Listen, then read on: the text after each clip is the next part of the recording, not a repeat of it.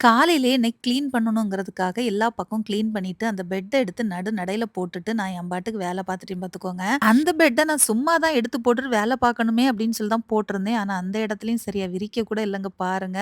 எனக்கு என் பெட்டு போதும் அப்படின்னு சொல்லிட்டு நடையில எப்படி படுத்துருக்காங்கன்னு பாருங்களாம். எலும்ப சொல்றேன் சொல்றேன் காது குடுத்து கேட்கவே இல்ல. பார்க்கறதுக்கே ரொம்ப அழகா இருந்துச்சு இது.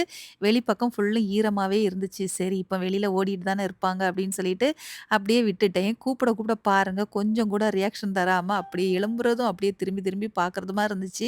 இத பார்த்ததும் ப்ரூனோ போய் நானும் போய் இதுல படுத்துக்கிறேன் அப்படின்னு சொல்லிட்டு வந்து படுத்தாங்க. ஆனா அது கண்மணிக்கு பொறுக்கவே இல்ல. கொஞ்ச நேரம் வெயிட் பண்ணி பார்த்துச்சு. ஆனா வந்து அவளுக்கும் இடம் பத்தவே இல்ல. அதுக்கப்புறம் நவுந்து ப்ரூனோ கொஞ்சம் எழுந்திரிச்சோனே, "எப்பாடா என் பிளேஸ் கிடைச்சிருச்சு" அப்படின்னு சொல்லிட்டு நான் இனி தரவே மாட்டேன்னு சொல்லிட்டு அதிலேயே படுத்துருச்சு பாருங்க.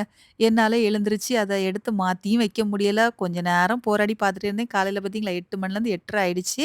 அதுக்கப்புறம் சரி அசந்து தூங்குறாளே தொந்தரவு பண்ண வேண்டாம் அப்படின்னு சொல்லிட்டு காலையிலேயே தூங்க வச்சாச்சு. எப்பவுமே வெளியிலலாம் கொஞ்சம் லேட்டா தான் கழுவி விடுவேன். ஆனா இன்னைக்கு கொஞ்சம் காலையில சீக்கிரமா எழுந்திரிச்சதுனால வேலைகள முடிப்போம் அப்படின்னு சொல்லிட்டு காலையில சீக்கிரம் முடிச்சுட்டேன். நல்ல ஒரு தூக்கம் போட்டு எழுந்திருச்சு காலையில உட்கார்ந்திருக்க அழக பாருங்க. நல்ல கியூட்டுங்க இப்பலாம் பார்த்தீங்கன்னா, அப்படி ஒரு கலர்